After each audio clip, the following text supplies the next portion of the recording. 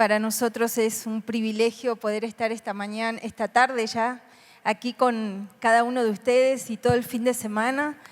Realmente, desde la primera vez que vinimos a Parral, hace como 20 años, 20 y cachito, siempre dije que Parral, ahora tenía ya como 3 años que no venía, siempre Parral ha sido como un oasis.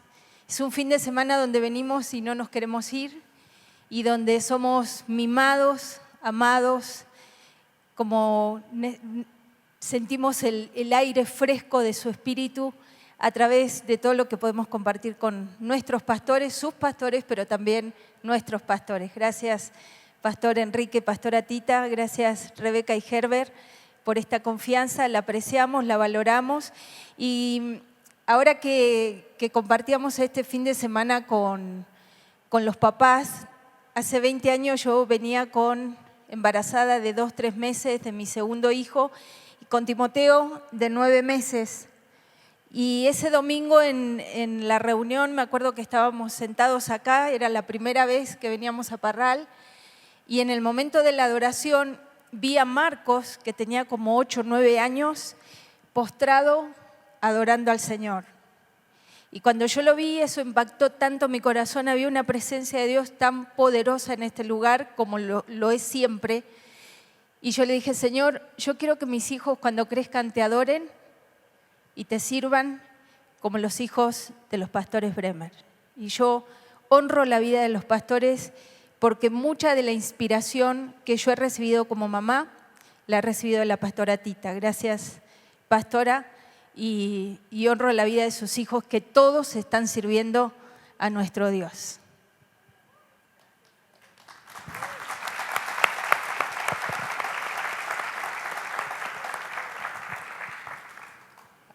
Buenas tardes a todos. Mi esposa ya nos conectó porque estamos aquí, siempre es una bendición.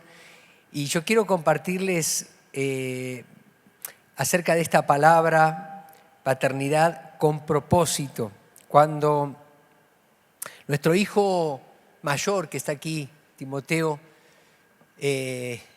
nació en Durango. Nosotros ya teníamos 5 años de casados y no habíamos tenido hijos.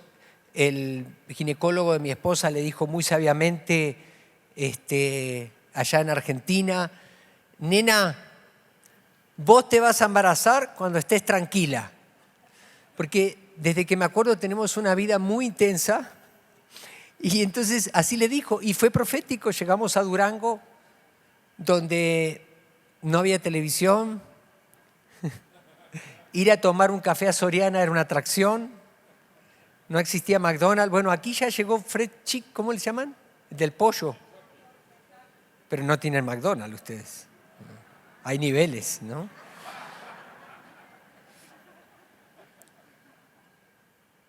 Y ya me gusta contar la historia porque nosotros llegamos y al mes de estar aquí, literalmente al mes, mi esposa queda embarazada de nuestro primer hijo. Y por ahí tenemos alguna filmación que se hizo en ese momento, todavía era con el cassette chiquitito, ¿no? Con Sí, o sea, no había digital, sino había una cinta. Y mi hijo me hizo una pregunta la otra vez que estábamos viendo la historia. Me dice, ¿qué sentiste, papá, cuando te pusieron cuando me pusieron en tus brazos? Porque yo tuve el privilegio de participar de la cesárea. Y luego la mujer tiene que terminar la cirugía, y entonces me lo dieron a mí. Y yo estaba así detrás de un vidrio y me miraban del otro lado algunas personas cercanas, como ustedes también, parte de la congregación, que fueron y nos mimaron, nos dieron su cariño. Y le dije una enorme alegría, creo que fue una de las pocas veces que también lloré a moco tendido. Y luego de esa alegría enorme sentí terror. Porque me di cuenta por primera vez en ese momento de lo que significaba la responsabilidad. Un ser que Dios me confiaba, que literalmente iba a depender de mí su vida. Quizás esta expresión suena muy fuerte y tú dices, no, pero dependemos del Señor. Si tú piensas así, no entendiste la responsabilidad. Porque así muchas veces pensamos en todo. Bueno, que la gente sea evangelizada depende de los misioneros, depende de nosotros. Que la ciudad sea transformada depende del gobierno, depende de nosotros, de la iglesia. El gobierno no tiene estrategias, no tiene visión, no sabe lo que hacer con una ciudad, pero la iglesia sí. Bueno, que la educación sea transformada depende de la SEP. No, la SEP no tiene idea de cómo hacer con la educación y ustedes aquí saben muy bien lo que hacer con la educación. Bueno, quiero decirte que cuando Dios nos confía a una persona, como bien decía Herbert, son flechas en nuestra mano, Dios está confiando en nosotros. Y nos está diciendo, ahora tú eres el encargado. Y por eso queremos hablarles acerca de lo que significa ser padres con propósito. Cuando pensamos en la palabra padre, nos vienen varias palabras. Progenitor, proveedor, protector, promotor, y vamos a hablarles de estas. La primera de ellas es progenitor. Un progenitor no es necesariamente un padre, porque quien tiene un hijo y lo abandona y otro lo cría, tiene más derecho a ser llamado padre quien lo cría, quien le da el sustento, quien lo acompaña en la vida. Como padres naturales o adoptivos tenemos el privilegio de proveerles a nuestros hijos del ambiente propicio para que ellos tengan un encuentro con Dios. No es solamente que los trajimos al mundo a través, como sabemos, de la unión de un esperma con un óvulo. Eso es parte del ser padres. Y además Dios lo hizo tan maravilloso que hizo que fuera una experiencia maravillosa el y luego venga el terror a nuestras vidas cuando lo tenemos en la mano. Dijo, aquello estuvo fabuloso, pero ¿qué hago con esto? ¿Cuántos sintieron ese terror alguna vez? Es un terror santo.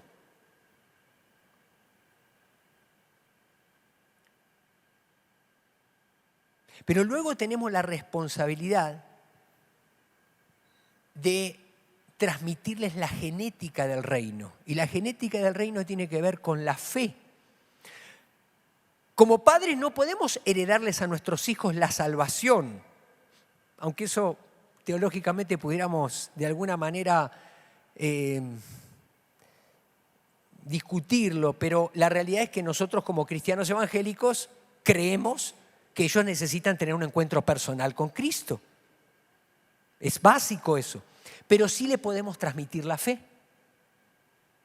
Que ellos se críen en el ambiente adecuado de fe para que en un momento, cuando la revelación de la necesidad del Salvador venga a sus vidas, ellos entonces tengan una experiencia como la que nosotros, como la que Alan tuvo. Salmo 103, versículos 17 y 18, mas la misericordia de Jehová es desde la eternidad y hasta la eternidad sobre los que le temen, y su justicia sobre los hijos de los hijos, sobre los que guardan su pacto y se acuerdan de sus mandamientos para ponerlos por obra. Hechos 16, 30 y 31, pasaje muy conocido, luego los sacó y les preguntó, señores, ¿qué tengo que hacer para ser salvo? Cree en el Señor Jesús, así tú y tu familia serán salvos. Segunda de Timoteo 1:5, me acuerdo de tu fe sincera, pues tú tienes la misma fe de la que primero estuvieron llenas tu abuela Loida y tu madre Eunice, y sé que esa fe es firme, sigue firme en ti. Eso le dice Pablo a Timoteo. Pastora, yo te dije ayer que se iba a agarrar parte de mi... Por eso no predicamos mucho juntos porque nos peleamos y me copia mi punto. Entonces, pero no importa, yo ahora me voy a copiar de él, del que sigue. ¿Está bien? Pero dice que sube el rating. Mira, estamos saliendo ahí en la televisión. Ok, muy bien. El otro punto o aquello para lo cual Dios nos ha confiado y nos ha entregado esta tarea tan magnífica de ser padres es porque Él nos ha diseñado para que seamos proveedores. Culturalmente creemos que el proveedor es el papá, que es el que trae el sueldo a la casa para que mamá lo administre y mamá se haga cargo de la educación del hijo. Pero esto es una cuestión cultural y tenemos muchos pensamientos y formas ideológicas de interpretar la palabra a través de la cultura, pero no de lo que realmente la palabra nos está diciendo. Y esta cuestión de proveer tiene que ver con un papá y una mamá en casa, y a lo mejor tú en este día dices, bueno, yo soy papá soltero o soy mamá soltera, no tengo la bendición ahora de tener una pareja al lado, no importa, si eres mamá soltera, tu esposo, Rey y Señor, es nuestro Señor Jesucristo, y Él está supliendo toda esa necesidad, y este mensaje también es para ti. Entonces, cuando Él está hablando de provisión, la provisión era lo que papá y mamá podían ofrecer a ese niño. No es lo que nada más un papá o una mamá, sino que ambos podíamos proveer no solamente el sustento que el chico necesita, que la niña necesita, sino que necesita el ambiente emocional que el hijo necesita. Y hoy con toda esta cuestión del feminismo hacemos alarde, la cultura hace alarde de que la mujer no necesita de un varón para criar a sus hijos. Sin embargo, la palabra nos ha enseñado, nos enseña y nos repite una y otra vez que en el propósito de Dios, en el corazón de Dios estaba un papá y una mamá que cumplirían ambos una función necesaria de provisión. ¿Proveer qué? Amor, cuidado, alimentación, seguridad, afirmación, educación, valoración, todo eso que lo transmite papá, pero que también lo transmite mamá. Tristemente, el hogar donde debería ser aquel lugar más seguro para la vida de un niño, la pandemia reveló que es el lugar más inseguro muchas veces para la vida de nuestros hijos. Alguien dijo por ahí que nuestros hijos los perdemos en casa. Antes teníamos miedo que salieran porque les podía pasar algo afuera. Hoy a los hijos los perdemos en casa. ¿Por qué? Porque están pegados a esta tableta, están pegados a la televisión, están pegados, los tenemos en casa. O los tuvimos en casa durante 2 años, pero los perdimos allí porque esto logró sustituir el lugar, la escucha, la plática, la provisión de comunicación de papá y de mamá para con su hijo. Tristemente en esta pandemia también se ha revelado el mayor índice de violencia que se ha vivido dentro de los hogares, porque no estaban acostumbrados a convivir papá, mamá, hijos 24 horas y más, ¿no? Entonces, qué triste que aquello que soñó el Señor como lo máximo, como lo ideal, que era un papá y una mamá proveyendo todo lo que el hijo necesita, hoy en día sea uno de los lugares más inseguros o donde muchos de nuestros hijos no quieren estar, se quieren ir, quieren salir porque no pueden participar del cuidado y de todo lo que ellos necesitan y sustituyen esto por grupos de pertenencia, como hablábamos ayer, que les brinda el calor de una familia. Pero tenemos una esperanza de vida que también necesitamos proveerles. Y eso fue lo que me robó mi esposo, pero no importa, yo lo voy a retomar ahora. Que es la fe en Jesucristo. Y quiero leerte el pasaje de Deuteronomio, porque esto estaba en el corazón de Dios desde un principio, y creo que era tan importante porque se repite una y otra vez de 1000 maneras en la palabra. Dice Deuteronomio 6, del 4 al 9. Escucha Israel, lo dice así con énfasis, escucha Israel. El Señor es nuestro Dios, solamente Él es el Señor. Ama al Señor tu Dios con todo tu corazón, con toda tu alma y con todas tus fuerzas.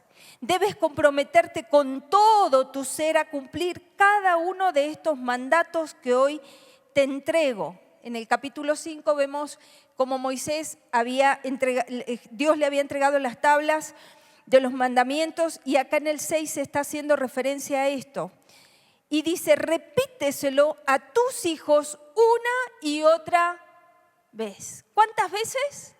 Una y otra vez, dice, habla de ellos en tus conversaciones, cuando estés en tu casa y cuando vayas por el camino, cuando te acuestes y cuando te levantes. Átalos a tus manos y llévalos sobre la frente como un recordatorio. Escríbelo en las marcos de la entrada de tu casa y sobre las puertas de tu ciudad. ¡Wow! Provisión de la fe en Cristo y en Dios. Y empieza diciendo, ama al Señor con todo tu corazón, con toda tu alma y con todas tus fuerzas. Primero nos está hablando a cada uno de nosotros. Tú, papá, mamá, ama a Dios con todo tu corazón, con toda tu alma y con todas tus fuerzas. Y luego dice, debes comprometerte con todo tu ser. Diga conmigo, con todo mi ser. Con todo mi ser. Espíritu, alma y cuerpo, a cumplir lo que el Señor nos entrega hoy. Y luego dice, cuando hayas amado a Dios con todo tu corazón, con toda tu alma, con toda tu mente, cuando estés comprometido, entonces transmítele esto a tus hijos. Y de repente tenemos por ahí unas pulseritas que traen textos bíblicos, ¿no? O una cadenita que podemos traer acá colgando con algún texto. Yo traigo en una de las pulseras Filipenses 1:6 que me regaló mi mamá cuando el Señor me llamó al ministerio. Pero qué padre es que nosotros podamos y tengamos el privilegio de proveerle la fe a nuestros hijos. La fe que tú recibiste, que tú encarnaste para poder transmitirle. No dice la palabra, manda a tus hijos a la iglesia. Diles que obedezcan la palabra. Ay, pastor, acá le traigo a mi hijo porque, está de rebelde. Dice, no, tienes que lidiar tú con tu hijo.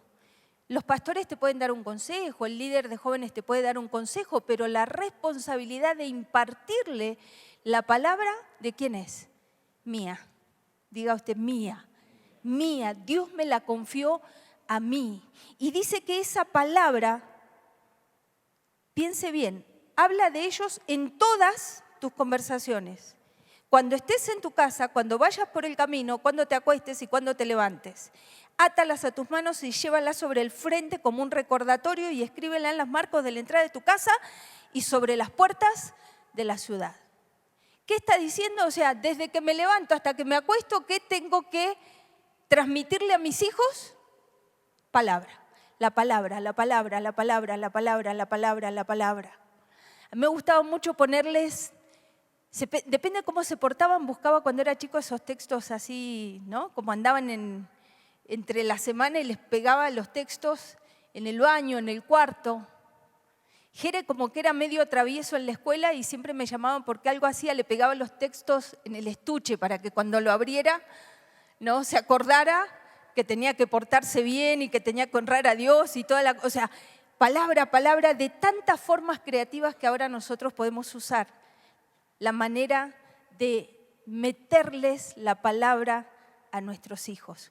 Una palabra que tú le provees, pero que no le estás proveyendo con biblazos, sino que le estás transmitiendo con tu propia vida.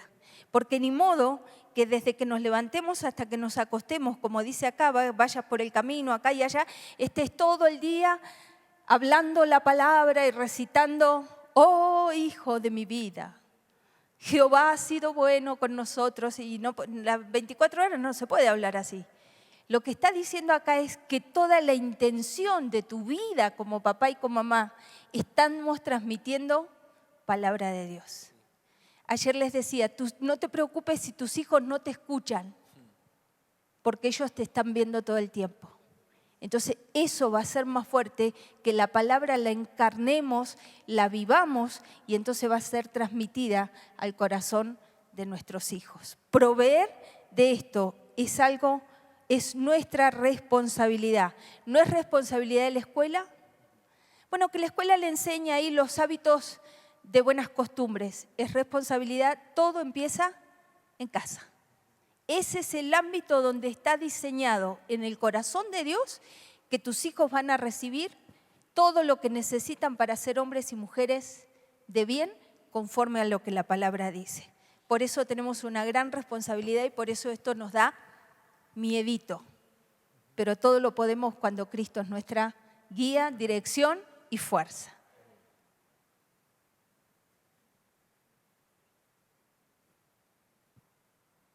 ¿Ya? Sí, listo.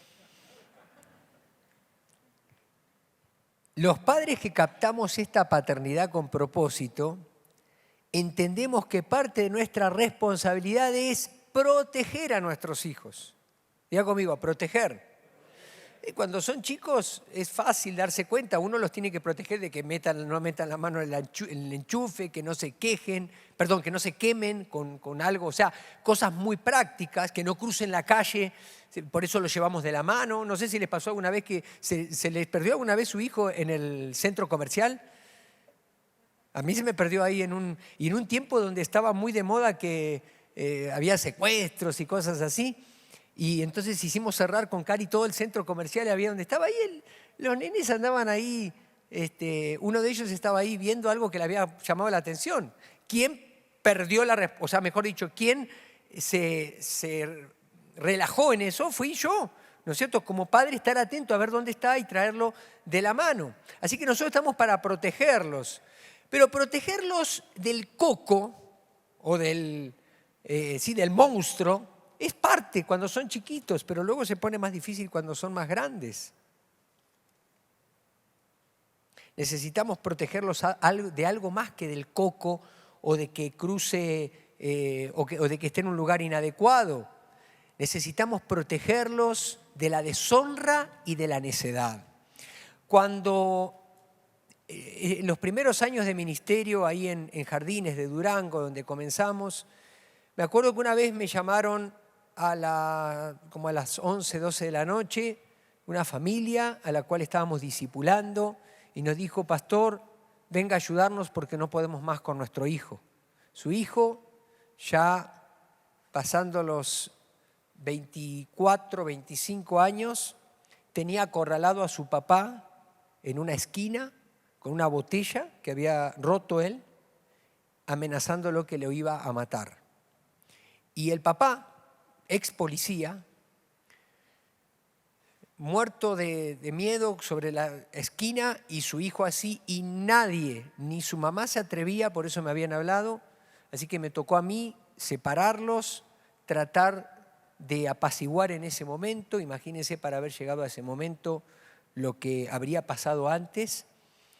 Y entonces me dijeron: ¿y qué tenemos que hacer, pastor, si vuelve a ocurrir algo así?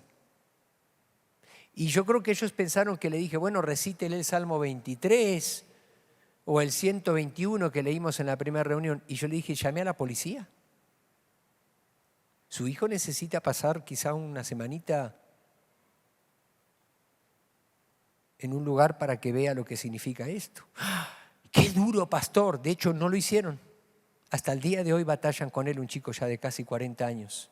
Obviamente bajo el influjo de las drogas, un chico que nunca trabajó. Hasta el día de hoy literalmente les consumió la vida a los padres y a toda la familia. Cuando deshonramos la figura de los padres en nuestra vida, lo único que hacemos es firmar una sentencia de muerte sobre nuestras vidas. Los papás somos la primer figura de referencia de autoridad en la vida de nuestros hijos. Lo decíamos ayer. Para los israelitas habían 2 tablas de la ley. En la primera estaban los primeros 5 mandamientos y en la segunda los otros 5 mandamientos. Los primeros 5 tenían que ver con la relación con Dios, los otros 5 con la relación con el semejante. Y si numeramos: no tendrás dioses ajenos delante de mí, no te harás imagen ni semejanza, no tomarás el nombre de Dios en vano, santificar el día del Señor. ¿Cuál es el quinto? Honra a tu padre y a tu madre. Y luego: no matarás, no robarás, no adulterarás, no mentirás, no codiciarás. El quinto mandamiento es un mandamiento que está ligado intrínsecamente a la relación con Dios. Si ellos aprenden a deshonrarnos a nosotros, va a ser muy difícil que puedan honrar a Dios, obedecerlo y amarlo. No van a poder cumplir el mandamiento que Dios esperaba del pueblo de Israel y de quienes ahora somos el parte del pueblo de Israel, el nuevo Israel, la iglesia. Amar a Dios con todo nuestro corazón. Y fíjense la severidad de esta ley. En Levíticos 29 dice, si alguien maldice a su padre o a su madre, será condenado a muerte. Ha maldecido a su padre y a su madre y será responsable de su propia muerte. Maldito sea quien deshonre a su padre o a su madre, y todo el pueblo dirá amén. Y nosotros a veces leemos un pasaje de eso y decimos, uy, qué duro que era Dios. Acuérdense que lo que está en la palabra es una enseñanza para todas las generaciones, y al principio Dios tuvo que ser muy severo para que entendamos cómo era esto. Ahora fuimos tan laxos que tenemos las sociedades que tenemos justamente por esta cuestión. Además de protegerlos de la deshonra, necesitamos protegerlos de su necedad. Les contaba ayer también que cuando nació cuando estaba embarazada en realidad, Cari de Timoteo, en su primer mes recibió de regalo una vara. Y decía, corrige a tu hijo y te dará descanso. Así era la vara. Parecía la espada de He-Man. Entonces cuando llegué a la casa le dije a Cari, le dije, ¿quién te regaló esa vara, esa madera desubicada a la señora? Después le tuve que ir a pedir perdón al cabo de los años. Porque entendí, claro, yo estaba acostumbrado al cinto, ¿vieron? Pero luego entendí que era la vara de la corrección y lo que significaba. Y aprendimos a usarla. Entre ellos, sus pastores, nuestros pastores nos enseñaron acerca de lo que significa la disciplina. Y lo dice Proverbios 22:15. El corazón del muchacho está lleno de necedad, pero la disciplina física la alejará lejos de él. Proverbios 23:13. No dejes de disciplinar a tus hijos. No morirán si se les da unos buenos azotes. La disciplina física bien puede salvarlos de la muerte. Proverbios 23:14. Proverbios 29:15. Disciplinar a un niño produce sabiduría, pero un hijo sin disciplina avergüenza a su madre. Nosotros tenemos ministerios en centros de rehabilitación y en el Cerezo, ahí en Durango. Indefectiblemente, lo que todos los muchachos, sean internos de uno u otro centro, nos dicen es, nos hubiera gustado que nuestro papá y nuestra mamá nos disciplinaran. Proverbios 29:17. Disciplina a tus hijos y te dará tranquilidad de espíritu y alegrarán tu corazón. Tenemos que proteger a nuestros hijos de la necedad. Lo único que los salva de la necedad es la disciplina. Y parte de la disciplina, porque a veces pensamos que disciplina es castigo, pero en realidad el sentido más natural de la disciplina es justamente disciplina, es decir, levantarse a una hora, acostarse a una hora, comer a una hora, ser disciplinado con el deporte, si está haciendo un deporte, con la alimentación, ser disciplinado con las tareas de la escuela, disciplinado en relación a las relaciones interpersonales, tener un orden en todos los ámbitos de la vida, y entre ellos el trabajo es un recurso maravilloso que Dios nos ha dado para aprender disciplina. En la primera reunión hablamos acerca de Manoa, el papá de Sansón. Y platicando ahora en el Inter con el pastor Enrique, llegamos a la conclusión de que Sansón nunca trabajó. Era un nini. O sea, ni estudiaba ni trabajaba. Lo único que tenía era carisma, era muy fuerte, era muy atractivo en cuanto a llamar la atención, pero todos sabemos cómo terminó su vida. Se le sacaron sus ojos y terminó dando vuelta sin visión alrededor de una noria. Y bueno, por la gracia de Dios, Dios le concedió una última victoria cuando mató a todos los filisteos. Pero ninguno de nosotros quiere que su hijo termine así. Sansón no sabía trabajar.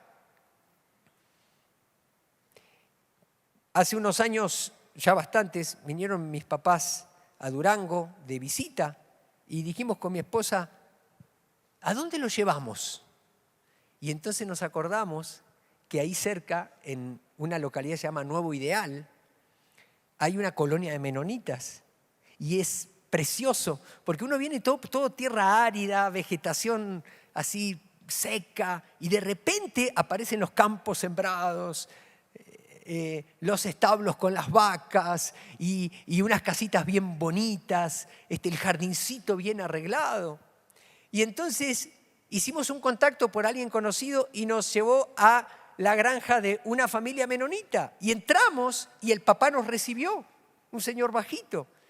Y entonces nos recibió y yo lo primero que pensé, él nos va a dar una guía, una visita guiada por la granja para que mis papás conozcan. Y entonces él nos presentó a su hijo que nos iba a dar la visita guiada. Y su hijo fue el que nos dio la visita guiada. ¿Cuántos años tenía el muchacho? 10 años. Se subió a un tractor. El muchacho hablaba alemán bajo, alemán alto, inglés y español. Perfecto los 4 idiomas. Obviamente con un servidor habló alemán, ¿no? Pero bueno, no. Yo le dije, a mí hablame en español y de che, de vos, ¿no? Porque apenas nos vamos a entender. No, increíble, el chavo de 10 años nos explicaba con un respeto, nos miraba. Entonces nos llevó al establo. Y ahí había en el establo y nos mostraba cómo estaban todas las vacas y nos explicaba que a las 6 de la mañana, indefectiblemente, parecía hormiguitas, todos sus hermanos, 10 hermanos. 10 hermanos. La más grande, 16, el más chiquito, 15. O sea, tuvieron, yo creo que gemelos. ¿Cuántos? 5, perdón. 16 y 5. Tuvieron de a gemelos, de a trillizos, no sé cuántos ahí. Estaban todos. A las 6 de la mañana, indefectiblemente, se tienen que levantar a las 5 para esto, ordeñando las vacas. Y la más chiquita, que no podía por la fuerza ordeñar la ubre de la vaca, juntando la popó de los animales y que se lo llevan a otro lugar. Y todo un círculo productivo virtuoso. La popó con el agua de no sé qué, para el riego de no sé qué, de ahí sale, se ponen los cultivos, de los cultivos se transforma todo el grano, alimento para las vacas, del que sale la leche, que se hace el queso y que nosotros nos comemos las quesadillas con esas tortillas tan ricas que hay acá en Chihuahua, ¿sí o no? ¿Dónde sale todo eso?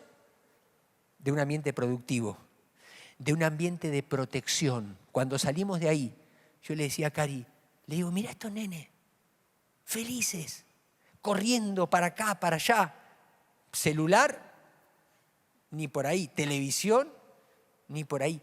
Porque los chicos, cuando uno los deja que ellos crean, agarran una maderita y ya es un arma, y agarran una piedrita y ya son David, y ven una hormiguita y ya arman un lugarcito y se imaginan cosas. Nosotros hemos matado todo eso a nuestros hijos a causa de tantas cosas que les hemos brindado de manera irresponsable.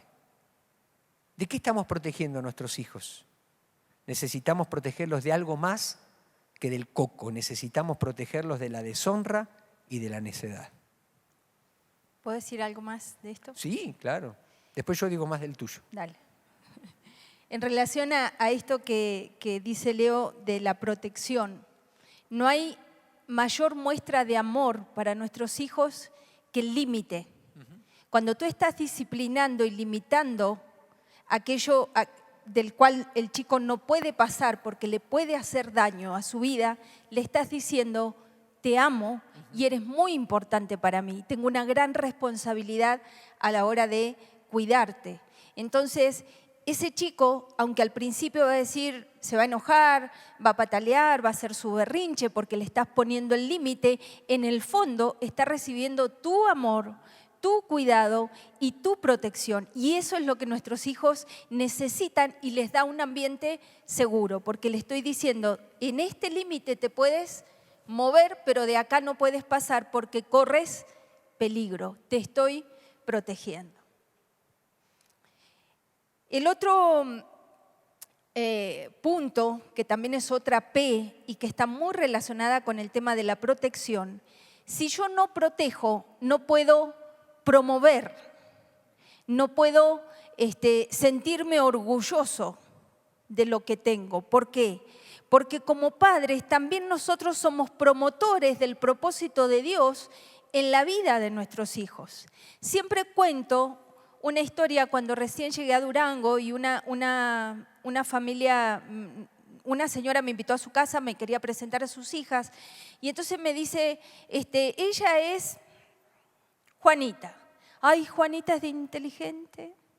Tiene 2 carreras. Es maravillosa, inteligentísima. Pero Pepita, ay, ella es la burra de la familia. O sea, así literal dijo la mamá, es la burra. No, ni la prepa terminó. Nomás ahí la secundaria, bueno, me ayuda acá en la casa, como que la casa también era lo menos que la chica podía hacer. Y una chica muy, o sea, se la veía muy capaz, ninguna deficiencia mental, ni nada por el estilo, pero era lo que mamá le estaba transmitiendo. ¿Por qué? Porque esta, la mayor, había sido la que había estudiado 2 carreras y parecía que era responsabilidad de la segunda hija ser una burra, porque no le había dado la cabeza para más. Y muchas veces nosotros vemos a nuestros hijos de esta forma. Los divisamos y les ponemos un estereotipo, ¿no?, conforme a lo que nuestros ojos naturales y de hombre ven. Pero nosotros no nos ponemos en el lugar que Dios los ve y qué es lo que Dios quiere promover de propósito en la vida de ese hijo. Porque también nos han enseñado que ser inteligente o tener un hijo inteligente es el hijo que va a la universidad y te trae un título universitario, si no, no le dio. Cuando en realidad lo que Dios diseñó para ese hijo o para el otro hijo puede ser muy opuesto y muy diferente, pero es responsabilidad de nosotros poder entender en la intimidad con Dios, primero, ¿para qué nació mi hijo? ¿Y para qué es bueno? ¿Qué capacidades Dios ha depositado en él? ¿Qué talentos le ha dado para que yo lo promueva, lo impulse, lo empuje y le ayude a sacar lo mejor que Dios ha depositado en él? Dice el Salmo 127, y este es uno de los pasajes que casi lo repetimos una y otra vez, es muy conocido. Dice, los hijos son, 127:3, los hijos son un regalo del Señor, son una recompensa de su parte. Muchos, después que sus hijos están en la adolescencia o pasando a la adolescencia, no pueden decir este pasaje, son un regalo del Señor. Dicen, oh, si sabía que me iban a salir estos hijos, como si fuera obra de la suerte y de la casualidad, cuando no nos damos cuenta que el chico fue formado en casa. Y hay algo por ahí que no hicimos bien y que está dando este fruto del cual hoy, como dice el proverbio, el padre se avergüenza, ¿sí?, o se enorgullece. Y sigue diciendo, los hijos que le nacen a un hombre joven son como flechas en manos de un guerrero. Qué feliz es el hombre que tiene su aljaba llena de ellos. Yo creo que los menonitas es su texto preferido, ¿no? Tienen su aljaba llena de ellos, porque mínimo son 5 hijos y de ahí para arriba. Son como flechas en manos de un guerrero. En la congregación tenemos una hermana que su sobrina ha ganado muchas competencias de arco. Entonces ella nos explicaba cómo tensan el arco, cómo tiene que ser la posición del arquero, ¿no?, cómo tiene que estar bien plantado sus piernas y firmes, cómo tiene que percibir de dónde viene el aire para saber hacia dónde va a lanzar esa flecha. Entonces no es que nada más lanza la flecha, sino que tiene toda una teoría, ¿sí?, que hay que seguir y que hay que ver y que hay que percibir. Y evidentemente el salmista acá lo sabía muy bien cuando nos dice que son como flechas en manos de un guerrero. ¿Quién es el que guerrea para sacar a sus hijos adelante? Papá y mamá. Pero papá y mamá necesitamos estar bien plantados en la vida. Y no bien plantados en la vida financiera, en tu profesión, en tu seguridad económica, bien plantados y cimentados en lo que leímos en Deuteronomio recién, en lo que Dios nos mandaba hacer para que desde la mañana hasta la noche lo estuviéramos repitiendo. Cuando tú estás plantado en ese lugar, entiendes bien cuál es tu identidad como papá, cuál es tu identidad como mamá, y entonces estás plantado y cimentado, lo que el Señor nos decía en el Nuevo Testamento, en la roca que es Cristo, y entonces desde ahí tú puedes lanzar esa flecha al propósito que Dios tiene para la vida de tu hijo. Ahora, este propósito no es que, leo la Biblia todo el día y oro, y estoy así en la panacea y vivo en la nube de la gloria y no bajo a la realidad con mi hijo y no sé qué deporte le gusta, no sé si es bueno para la música, no conecto con el chico en la comunicación, en el diálogo de todos los días, no le enseño, como decíamos recién, que en la escuela le enseñen a saludar y a lavarse los dientes. No, eso es en la casa. Tú estás guerreando cada día con tu hijo porque tú le vas a enseñar aquello que después tú te vas a enorgullecer y tú vas a promover a tus hijos no hacia lo que tú quieres, porque nuestros hijos no son trofeos que los exhibimos. A veces los papás pensamos esto, decimos, bueno, todo lo que yo no tuve se lo voy a dar a mi hijo. Lo que yo no estudié, que lo estudie él. O que estudie y sea como yo para que sea un hombre o una persona de bien. Nosotros no tenemos hijos para nosotros. Dios, en su amor y misericordia, nos ha confiado esos hijos para que cumplan su propósito y siempre su propósito es servir a la humanidad. Es servirlo a Él y cuando tú lo sirves a Él, estás sirviendo y estás enriqueciendo la vida de otras personas. Entonces, pregúntate una y otra vez, ¿para qué es bueno mi hijo? ¿Qué le gusta? ¿Qué le apasiona? ¿Por qué le brillan los ojitos cuando le decimos que vamos a hacer algo? ¿Qué es lo que le encanta? Y entonces ayúdalo, potencialo, promuévelo. Recién me dio mucha emoción cuando el pastor oraba por su hija Rebeca, porque esto es parte de la promoción. ¿En qué sentido?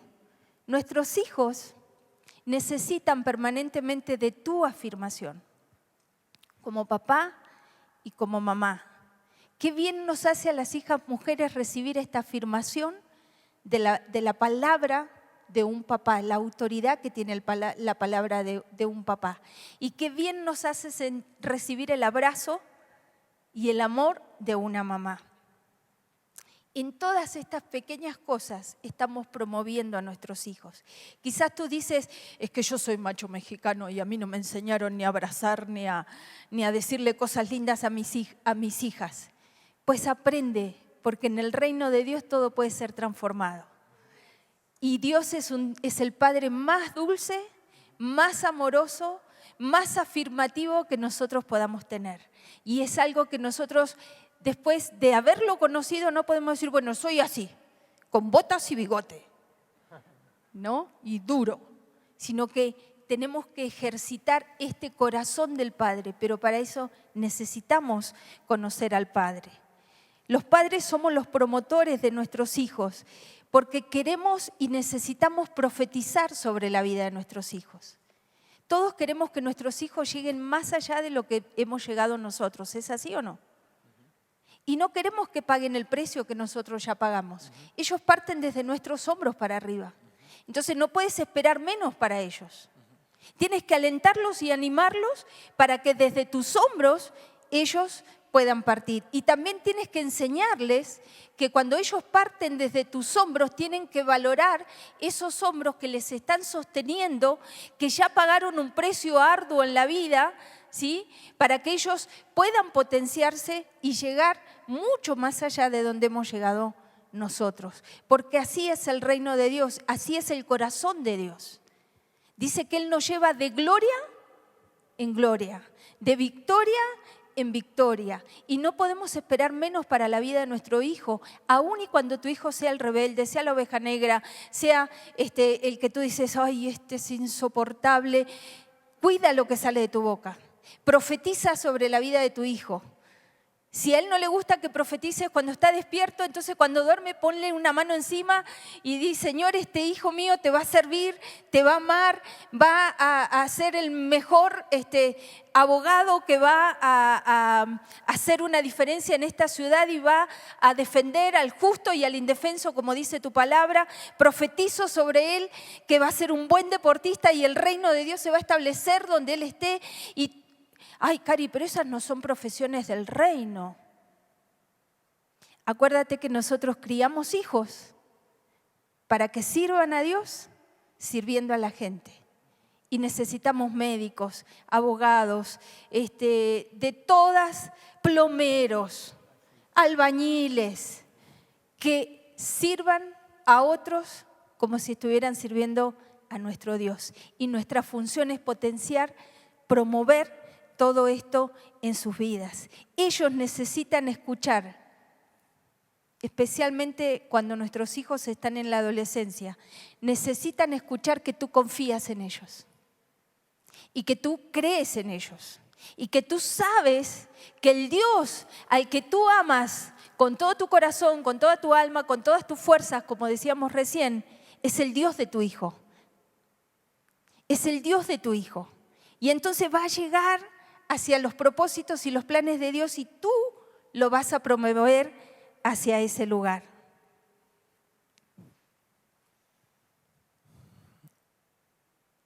El Antiguo Testamento termina hablando acerca de la relación de los padres y los hijos. Busque, por favor, Malaquías capítulo 4. Con esto vamos a cerrar. Acá hay una profecía y que nos enseña un principio que creo que el Espíritu Santo quiere establecer en medio de nosotros. Capítulo 4 de Malaquías, verso 5.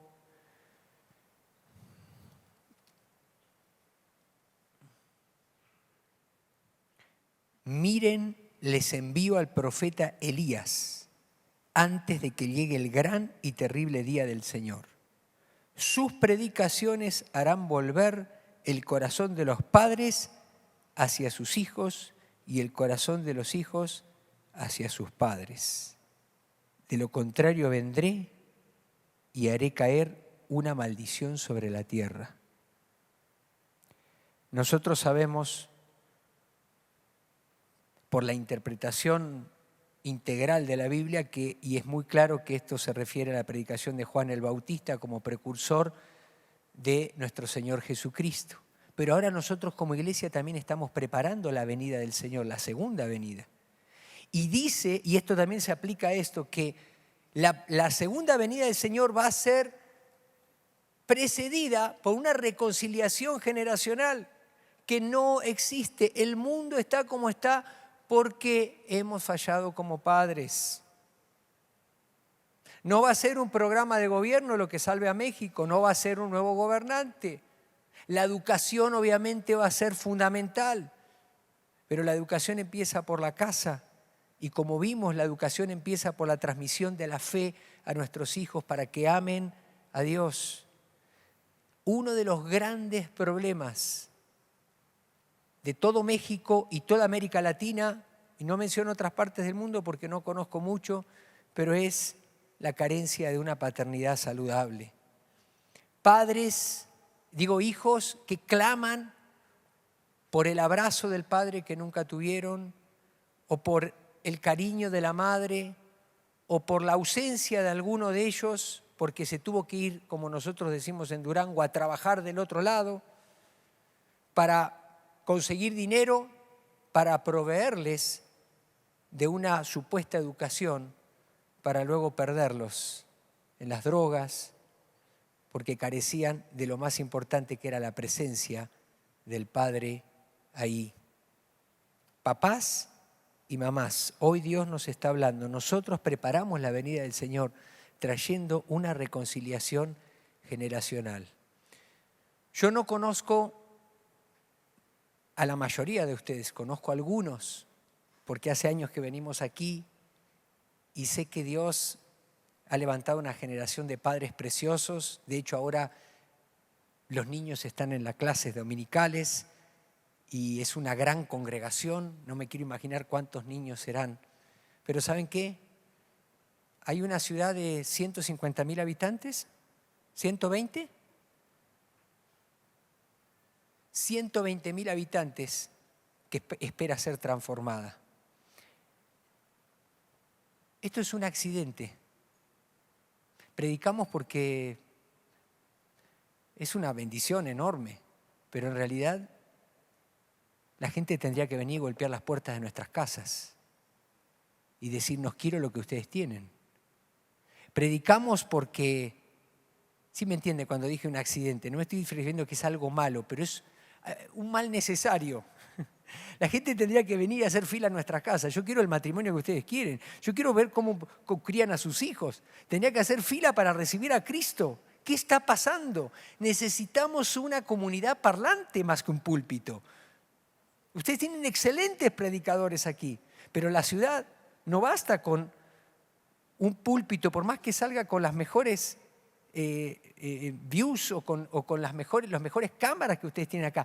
Necesitas tú ser una comunidad que habla con tu vida, en donde tú trabajas, en donde tú enseñas, en donde tú te mueves, para que la gente entonces venga y celebre aquí el domingo para otra vez salir y no solamente transformar esta ciudad de Parral, sino también Cuauhtémoc y Jiménez y Chihuahua y todos los proyectos que tiene la iglesia. Son muchas personas que necesitan conocer al Señor. ¿Cómo lo van a conocer? A través de la reconciliación generacional, de una comunidad que hace que sus hijos tengan acceso a la fe en Jesucristo porque manifestamos el amor del Padre. De hecho, Jesús mismo definió así su ministerio. He venido no para que me vean a mí, sino para que vean al Padre. Y quiero cerrar con esto. La parábola por excelencia, la más famosa, por así decirlo, de los evangelios, es la parábola del hijo pródigo. Y claro, cuando uno lee la parábola del hijo pródigo, uno se va con la finta de la primera parte de la parábola. El hijo pródigo, el hijo perdido, como también se la conoce, si la relacionamos con las parábolas anteriores, la de la moneda, la de la oveja. Y entonces, los que nacimos, de chiquito nos criamos en la iglesia o que nació en el evangelio, como decimos, bueno, esta parábola no es para mí, yo no me fui tanto, no estuve en el mundo, no desperdicié tanto, me quedé en casa. Pero ¿sabes qué? Cuando tú lees la segunda parte de la parábola, te das cuenta que el hijo mayor estaba tan perdido como el menor. Solamente que uno había sido elocuente en la perdición porque se fue afuera y desperdició todo, la herencia que tenía. Pero el otro, teniendo la misma herencia en la casa, estaba con la cara larga y no sabía disfrutar de la relación con el Padre. Porque cuando escuchó la música, dice que escuchó la música y estaba trabajando. El día que tenía que estar en la fiesta, estaba trabajando. Eso es una señal de que no está conectado con Dios. Estamos en otra, como Manoa, ¿se acuerdan los que estuvieron en la primera reunión? Y entonces llega y en lugar de preguntarle al padre lo que está pasando, ¿a quién le pregunta? A un sirviente, a un esclavo. Cuando tú le preguntas a un esclavo lo que tienes que preguntarle a tu padre, estás en graves problemas. No tuvo la confianza para decirle, papá. Lo que pasa es que él sabía, porque lo había visto a su padre que estaba anhelando que ese hijo regresara. Y todos los días él salía, el padre, porque acuérdate, Dios no se duerme, ni está dormido, ni se duerme, ni se va a dormir. Todos los días, al que está lejos, al que está perdido, a tu hijo, a ese que dijiste, ese está perdido, el Señor vela por él. Y te dice, cree, porque lo va a traer. Y entonces, él sabía que su padre estaba deseoso de que volviera, pero no había conectado, no había empatizado con esa necesidad. Así que cuando llegó, lo único que le hizo fue reclamar. ¿Y por qué? A este le haces fiesta, si despilfarró todo. Y yo que estuve siempre aquí, que me porté bien, que venía, que diezmaba, que ofrendaba, que servía, que estaba con los niños, que acomodaba la silla. Para mí ni un cabrito. Mentalidad de jornalero. Porque el cabrito era para los siervos, para los hijos es el becerro. Muchas veces estamos más perdidos en la casa que afuera, porque no tuvimos todavía una revelación de la paternidad de Dios. Sea que te fuiste y despilfarraste todo lo que Dios te dio, quizás conociste al Señor de jovencito, viviste una vida lejos de Él y hoy estás de regreso aquí o estás en tu casa mirándonos. Hay salvación para ti. Hay un Padre perfecto y amoroso que no está esperándote para regañarte, para juzgarte o para decirte todo lo que hiciste mal, sino para darte un abrazo, para llorar contigo, para ponerte un anillo, para besarte, aunque tengas mal olor. Pero también, si te quedaste en la casa, como fue mi caso, siempre fui un niño decente, pero me di cuenta de que estaba enojado, de que era un legalista, de que miraba a los demás así por arriba, hasta que el Señor me salvó. Y usó a esa mujer, porque de novia me regaló, dijo, yo creo que debe haber dicho, yo contigo no me caso si no lees este libro, El despertar de la gracia, de Charles Swindoll. Se lo recomiendo. ¡Puf! Se me abrió el panorama, porque me di cuenta que había abrazado una religión y no una relación como Dios quiere. No puedes tener relación con Dios real, profunda, en todo el sentido de la palabra, a menos que tengas una revelación de su paternidad. Y eso está disponible para ti, aquí y los que están en línea. Y eso es lo que necesita esta ciudad. Les invito a cerrar sus ojos, por favor. Porque yo sé que hoy aquí hay varias personas que necesitan abrirse, abrir su corazón a esta relación que Dios te propone. Una relación reconciliada por la sangre de Jesús. Una salvación eterna, pero también una salvación presente, aquí y ahora, del poder, de la maldad, de la falta de propósito. Una redención de nuestra misión como padres. Señor, en el nombre de Jesús, te pedimos, si aquí hay una persona que no tiene todavía a Jesucristo en su vida como el Señor y el Salvador, hoy es un día de salvación para esa persona. Hoy es un día de gracia, que pueda recibir la revelación del amor del Padre manifestado en Jesucristo, el verdadero hermano mayor que vino a buscarnos. El que no se quedó en la casa enojado, sino que vino a salvarnos por amor. El que entendió el corazón del Padre y vino a llorar con nosotros.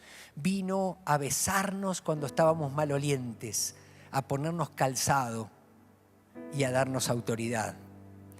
En el nombre de Jesús te pido, Señor, que fluya este amor y que cada persona que está aquí, sea un adulto, sea un adolescente, sea un hombre, una mujer, pueda recibir ese amor incondicional y pueda ver que sus pecados y que su deuda fue saldada en esa cruz hace 2000 años. Así como estamos con los ojos cerrados, si tú hoy quieres recibir, no lo has hecho antes, a Jesucristo como tu Salvador, porque sabes que estás perdido, porque sabes que no hay futuro para ti más que algunos años para sobrevivir en esta tierra, pero sabes que Dios tiene una eternidad de vida y de gloria para ti. Él te quiere salvar para toda la eternidad, pero hoy es el día. Si hoy es el día que Dios te habló, no endurezcas tu corazón. La gracia de Dios está en este lugar. La salvación, el amor del Padre está fluyendo. Y si quizá tú ya conocías al Señor, ya estabas en la casa, pero te alejaste como el hijo perdido o como el que estaba en la casa, estuviste enojado sin conocer el amor del Padre en toda su dimensión. Y hoy te quieres reconciliar. Quieres decir, yo quiero realmente reconciliarme con el Padre. Quiero dejar de vivir una religión y comenzar a relacionarme adecuadamente. Sea cual sea tu condición, quiero invitarte a que hoy tomes una decisión. ¿Cómo lo vas a hacer? Yo no puedo leer tu corazón. Dios sí. Dios conoce tu corazón. Pero sí nos animaría mucho saber que tú estás tomando esta decisión. Por eso, si hay alguien en este lugar que hoy quiere recibir a Jesucristo como el Señor y el Salvador, o reconciliarse con Él, yo te voy a pedir que así como estamos todos con los ojos cerrados, aquella persona que hoy está tomando esa decisión, levante su mano y con su mano en alto le va a decir, Señor, yo soy esa persona, sálvame, Dios te bendiga, Dios te bendiga. Señor, yo te necesito. Yo soy ese hijo que se fue o ese hijo que estaba en la casa pero estaba tan perdido como el que se fue. Yo soy ese que no entendió el amor del Padre. Dios te bendiga. No la bajes, por favor. Porque dice la Escritura que hay fiesta en los cielos por un pecador que se arrepiente. Es un día de fiesta, es un día de gloria. ¿Hay alguien más? Yo no puedo ver bien. Necesito que levantes tu mano más. No la bajes, por favor. Si hay alguien que hoy acepta esta oferta de parte de Dios de pasar de muerte a vida a través de un sacrificio costoso que fue la sangre vertida en la cruz de nuestro hermano mayor Jesucristo, quiero que levantes tu mano, por favor. Y quiero pedirte algo más, con todo mi corazón, con todo mi ser, un favor grande. Aquellas personas que levantaron la mano, vengan aquí adelante, por favor. Yo quiero orar con ustedes aquí un momentito. Vengan, por favor, no tengan miedo, vengan. Yo no los conozco, yo necesito que tú vengas, quiero ver tu rostro. Quiero gozarme contigo. Aquí también hay unas personas que levantaron la mano, vénganse. Yo tenía 14 años cuando recibí a Cristo como mi Señor y Salvador. Y desde entonces he visto la mano de Dios en mi vida. He aprendido a amar al Señor porque Él me amó primero. ¿Hay alguien más? Por aquí había levantado la mano también. Vénganse aquí adelante. Yo creo que hay personas que están preparadas. Vénganse. Miren cuántas mujeres que Dios te ama. ¿Hay alguien más? Vamos a dar lugar. Hay personas que están preparadas para acompañarles. Gracias, Jesús. Gracias, Espíritu Santo. Gracias, Espíritu.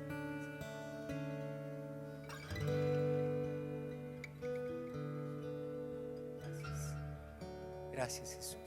Gracias. Gracias, Espíritu Santo. Una de las cosas más preciosas que Dios nos da, no sé si lo has experimentado como padre, es precioso cuando tú has provisto el ambiente para que en un momento tus hijos lloren a moco tendido, como decía Alan. Eso es señal del reino. Eso es señal de que el Padre está acá y que no importa las botas o los bigotes, estamos en la presencia de papá y hay gozo y hay alegría y hay perdón y hay gracia. ¿Cuántas mujeres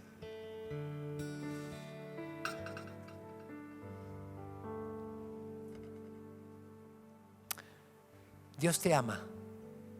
Quiero que me voltees un momento a ver. Dios te ama. Dios te ama. Dios te ama. Dios te ama. Dios te ama, varón. No tienes que ganar el favor, ya lo tienes. Dios te ama. Dios te abraza. Dios te sana. Haz esta oración conmigo. Cierra tus ojos. Padre del cielo, todos los que están aquí adelante, díganlo fuerte y también la congregación, acompáñeme para ayudarles a ellos a hacerlo con confianza. Padre del cielo, yo reconozco que no puedo llamarte de esta forma a no ser por la obra de Jesucristo a mi favor. Mi hermano mayor que vino a buscarme, a morir por mí, a salvarme de mis pecados, a darme un futuro, una esperanza y una vida verdadera. Me arrepiento de mis pecados, de haber vivido lejos de ti. Recibo tu perdón y tu gracia. Te entrego mi vida. Espíritu Santo, haz de mí una nueva persona para la gloria de Dios. Amén. Amén. Y quisiera terminar este tiempo. Quizás alguno dice, si me hubieran dicho todo esto antes, ya mis hijos están grandes y podría haber revertido muchas cosas. Pero Dios es Dios de nuevas oportunidades y Dios tiene el poder para transformar y hacer todas las cosas nuevas. Y cuando recibimos el perdón de Dios en nuestra vida, también podemos ofrecer perdón a otros. Y quizás tengas que volver a tu casa y decirle a tu hijo, a tu hija, perdóname por no haberte puesto límites, por no haberte proporcionado el ambiente que necesitabas. Pero quiero decirte que Jesús puede cambiar eso en ti y suplir lo que yo no te supe dar. Y quiero terminar este tiempo orando por los papás, por las mamás, aquellos que dicen, yo quiero, si no lo pude hacer con mis hijos, se lo voy a transmitir de alguna manera para que ellos lo transmitan a sus hijos, a sus nietos, porque esto tiene alcance generacional y tenemos responsabilidad generacional. No es nada más con tus hijos, hay responsabilidad con los nietos, hay responsabilidad con sobrinos, hay responsabilidad con todo niño que está a nuestro alrededor. Podemos convertirnos en un padre y una madre conforme al corazón de Dios para ellos. Entonces, si tú quieres asumir esa responsabilidad, ponte de pie. Gracias. Y vamos a orar y vamos a decirle, Señor, si tú no me guías, yo no la hago. Señor, te damos muchas gracias por esta tarde, por tu presencia tan paternal, tan única, que nos hace saber que a pesar de nuestra condición, que a pesar de nuestras faltas, que a pesar de nuestra negligencia, Señor, siempre estás ahí para darnos otra oportunidad. Perdónanos si no hemos sido los padres conforme a tu corazón. Nos arrepentimos, pero queremos hoy decirte que queremos amarte con todo nuestro corazón, con toda nuestra alma, con toda nuestra mente y con todas nuestras fuerzas. Danos un corazón humilde para pedir perdón y danos, Señor, la pasión para transmitir esto a las generaciones que vienen, para que con la misma misericordia con que tú nos has redimido, has abierto nuestros ojos, con esa misma misericordia podamos transmitirlos a las generaciones que vienen después de nosotros. Consagramos nuestra paternidad a ti. Consagramos nuestros hijos, nuestros nietos, bisnietos, para que sean una generación que ame a Dios con todo su corazón, con toda su alma, con toda su mente y con todas sus fuerzas. En el nombre de Jesús. Amén.